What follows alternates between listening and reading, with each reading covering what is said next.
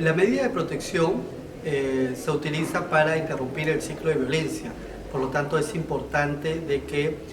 para dictar una medida de protección tengamos en cuenta los factores de riesgo,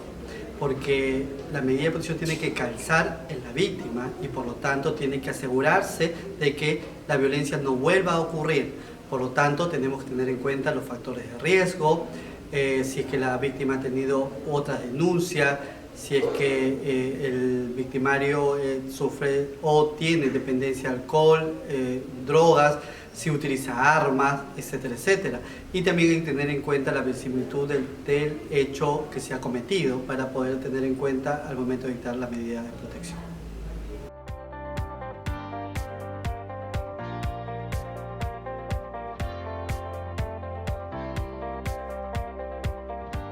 La medida de protección, como ya he mencionado, asegura la interrupción del ciclo de violencia y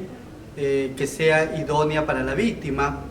Están registradas o enumeradas de alguna manera en la ley 3036-4, pero también pueden ser números apertos y evidentemente hay mucha diferencia con la medida cautelar, porque la medida cautelar lo que hace es acompañar a la medida de protección con la finalidad de que se asegure un nuevo proceso de fondo, a diferencia de la medida de protección que con el dictado en la audiencia oral, en el proceso especial,